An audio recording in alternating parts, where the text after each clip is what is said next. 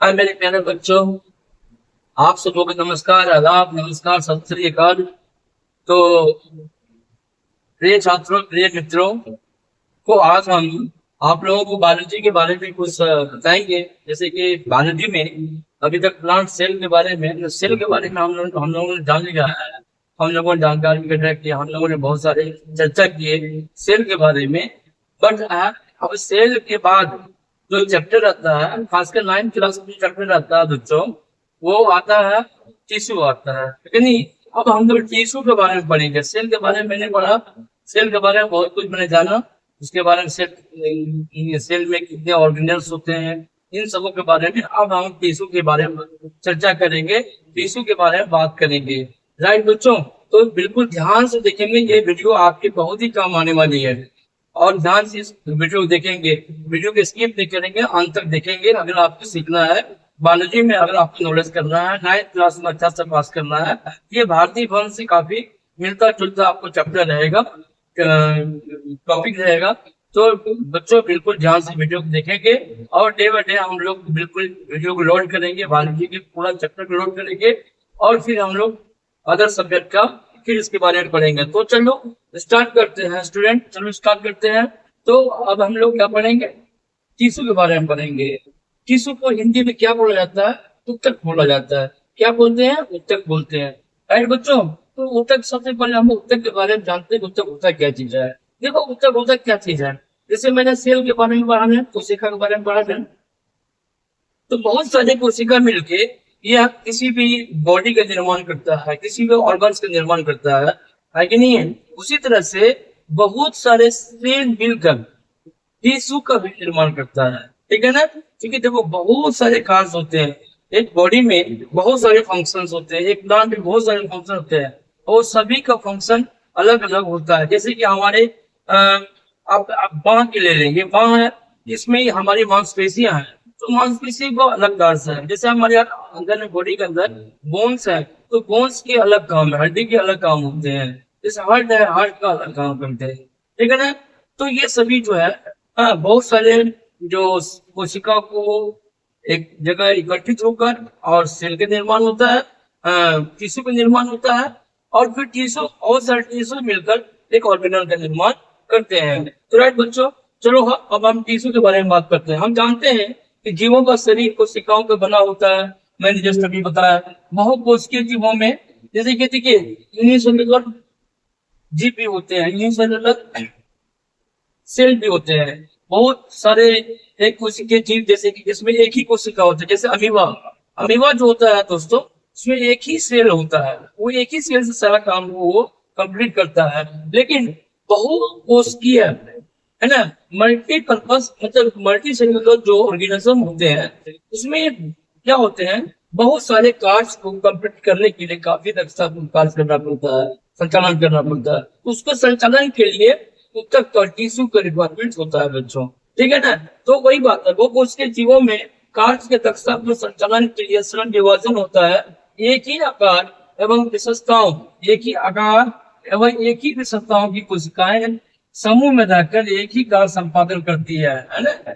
वैसी कोशिकाओं के समूह को क्या बोलते हैं हम लोग? उत्तक बोलते हैं, टिश्यू बोलते हैं, ठीक है ना।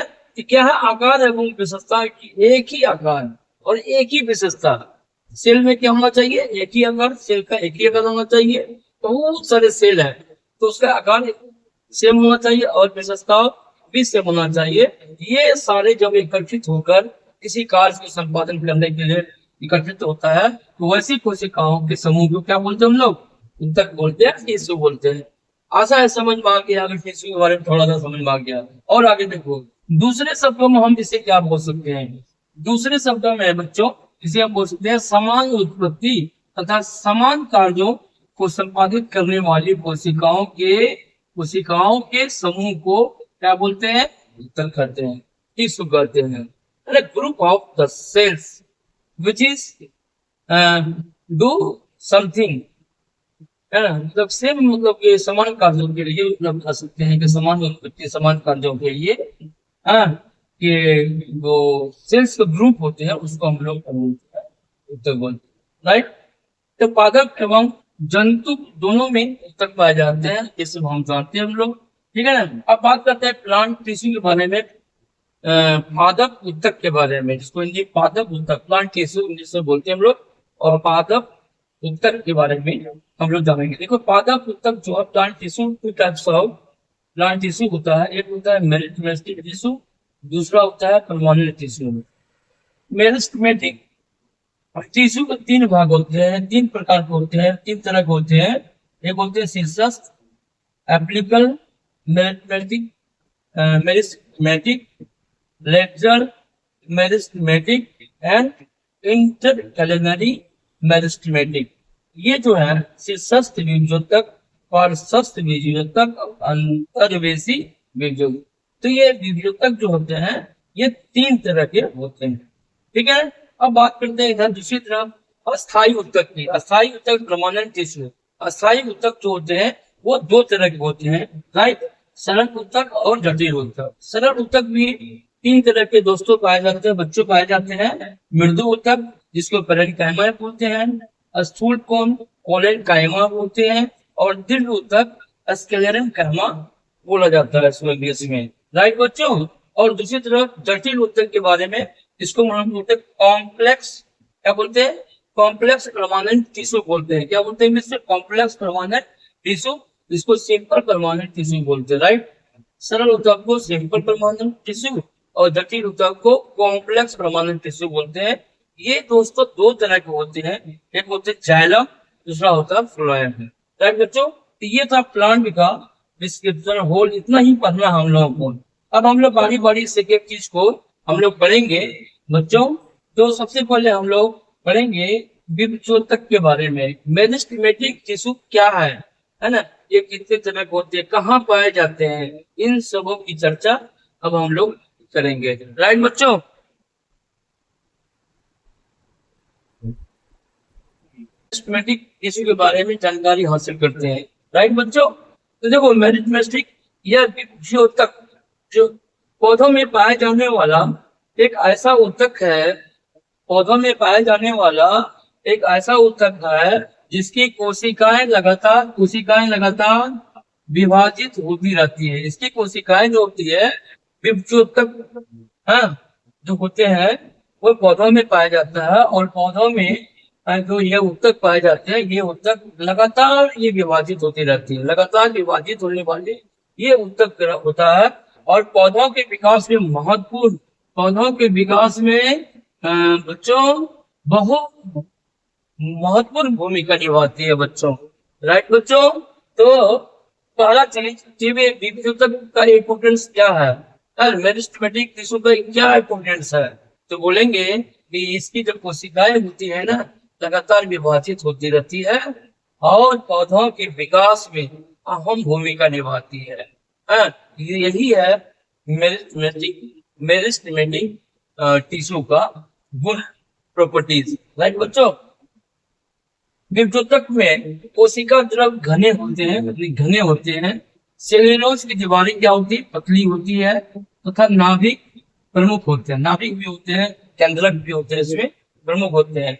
यह कोशिकाएं बहुत सक्रिय होती है, ये कोशिकाएं क्या होती है, बहुत सक्रिय होती है, और किसी भी समय विभाजित हो जाती है।